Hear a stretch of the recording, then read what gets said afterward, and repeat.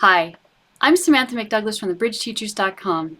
Come look over my shoulder at a bidding problem. Let's review the auction up to this point. So our partner opened with 1 diamond, showing 3 or more diamonds in an opening hand or better. Our right-hand opponent overcalled 1 spade, showing 5 or more spades and 8 to 16 points. And then we bid 2 hearts. This shows 5 hearts. Why does it show 5 hearts? Not because it's at the 2 level. It shows 5 hearts because if we had 4 hearts, we would have doubled. Since we didn't double and we bid the suit, we're showing 5. So we are at the 2 level. The 2 level affects the strength of the hand.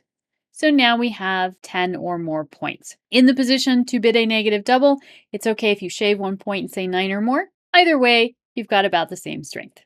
Our left-hand opponent passed, and our partner bid 3 hearts. It's important to note that 2 hearts was forcing, and so partner cannot pass. So what 3 hearts is saying is, I had to bid, I have support for your suit, but I don't have enough for game if you only have 9 or 10 points. So it should be a minimum hand with 3-card heart support. What should we bid? We should bid 4 hearts. Please bid 4 hearts. The person who held this hand passed. I don't agree with pass, and there are a couple of reasons. The first thing I want to say to you is, an opening hand opposite an opening hand, the partnership should be in game. If you were the dealer, would you open? I absolutely would. Using the rule of 20, we have 10 high card points plus 10 cards in our 2 longest suits. So we have 20. I would definitely open this hand. When you have a distributional hand, it's not quite as simple as my partner opened, I have an opening hand, let's go to game. I mean, that sounds great, and generally speaking, I do agree with it. But when you're bidding based on a distributional hand, you have to really think about the auction. Has the auction improved my hand? Has the auction downgraded my hand? Do I like what I've heard? Are the hands going to fit well together, play well together, or are things going very poorly? So how do we make that judgment? The most simple metric I can give you is you want to have as big of a fit as possible. The bigger the fit, the greater the fit, the better the hands are, and you want your high cards in your long suits. When we look at this hand, there are a couple of things I really like about the hand. The first thing that I really like about the hand is my partner opened 1 diamond. This means that at a minimum, we have an 8-card diamond fit.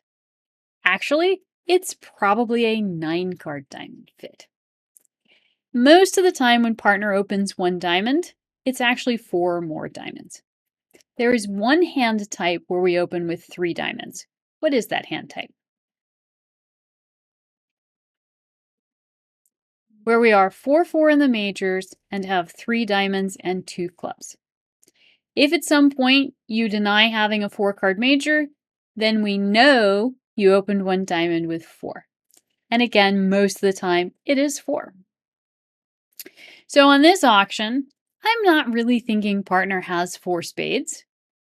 So probably partner has 4 diamonds, which means we have at least a 9-card diamond fit. This is fantastic. Bigger fits, more tricks. We also have an 8-card heart fit. At least we may have a 9-card heart fit. So since we have a fit in 2 suits, this is really good. Is the club void good or bad? Now that's hard to say. And the reason it's hard to say is no one has said anything about clubs. So we don't really know where the clubs are. It could be that partner has a very minor suit oriented hand. Partner could actually have 5 diamonds and 5 clubs and 3 hearts. In which case the club void is probably not a good thing. But it's also possible that West has a lot of clubs, or that East has clubs and East and West have clubs. We don't really know, and as such, we can't really assess the void's value. I would definitely not add points for it. I never add points for shortness, but I'm also not going to add value in my head for the shortness because I don't know whether it's good or bad. If partner has club values, then my void isn't going to be good. We want to have our high cards in our long suits. Having high cards in partner's void not a good thing. But there is something else I like about this hand, and it's the position of my spades. Because East bid one spade, I have an expectation that my spades are going to be useful. Because West didn't raise spades, I'm even more inclined to think that my spades are useful. Because if they had a big spade fit, then my spades might not be useful because partner would probably be short. But on this auction where West hasn't raised spades, it could be because West has a really lousy hand, but it also could be because partner has a couple of spades, in which case my spades are really well positioned and going to be helpful. Because I am behind the East hand, I'm playing after the spade bidder, it is more likely that my king and jack are going to be useful than if I were in front or I didn't know where the spades were. So from the starting point, I have an opening hand, I'm inclined to bid game. Now I evaluate the hand and I double check to make sure that my shape is a good thing. We don't know about the club void, but we do know that there's probably a 9-card diamond fit and an 8 or 9 card fit in hearts, and that's good enough for me. Add on to that the gravy of my spades being well positioned, I am really happy to bid 4. I'm sort of actually thinking a little I might want to go higher, but since partner's showing a minimum hand, I'm going to content myself with 4. I'm not thinking about slam with this hand too much, simply because if I look at what cards I need from partner, I need too much.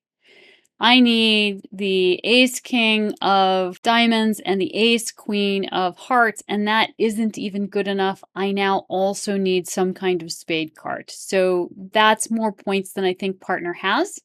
So I'm probably not going to do that. I could construct a hand where partner has the right cards and we are making 6. So if this hand makes 6, I'm not going to be surprised. But I'm not going to go for it because the number of hands I can construct with partner's points are actually very few. So it seems pretty unlikely to me that 6 is going to make. So I'm going to go ahead and just bid 4. And now we're going to take a look at the hand. And look at that, it does turn out that West has the clubs, and because of that, our club void is somewhat useful.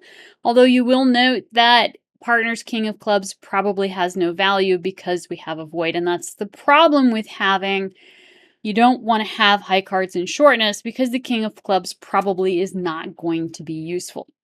However, we do have a 9-card diamond fit. Those diamonds are glorious. We have an 8-card heart fit, so that looks very good as well. And our spades are well positioned. We are also probably going to get a spade lead. And it may well be that we are going to lose a spade trick and 2 heart tricks. So as long as we get the spades right, we play low spade on the first trick, and East plays the ace. Then when they come back in spades, we have to finesse for the queen. When we play trump, if East goes up with the ace of hearts, they can give their partner a spade rough. But we're still making 4. We're not going to lose any diamonds. We're not going to lose any clubs. We might lose 2 heart tricks, but we should only lose 1 spade trick as long as we take the finesse and make our jack of spades as well as our king good. So you can see this is a good game. If you just looked at this hand and said, hey, I have 10 points and partner has a minimum hand, 12 or 13 points, we don't belong in game, and passed, you're going to miss a really good game here. When you have a distributional hand, you have to think beyond the points. And one of the things that you can do is look at the losers and see if your partner can cover the losers. We talked about that a tiny bit when I was thinking about slam. But the other thing you can do is evaluate your shape and see if it's a good thing or a bad thing. And if it's a good thing, go ahead and upgrade. So either way that you treat this hand, you should be able to get to 4 hearts. You should bid 4 hearts over 3 hearts and not pass just because you have a 10-point hand. When you have a distributional hand, you need to adjust for the shape, and that might be upgrading the hand. It might also be downgrading the hand. But in this case, where we have a 2-suited fit, we're definitely going to upgrade. Thank you. I hope you enjoyed that video. Be sure to like and subscribe, it really helps.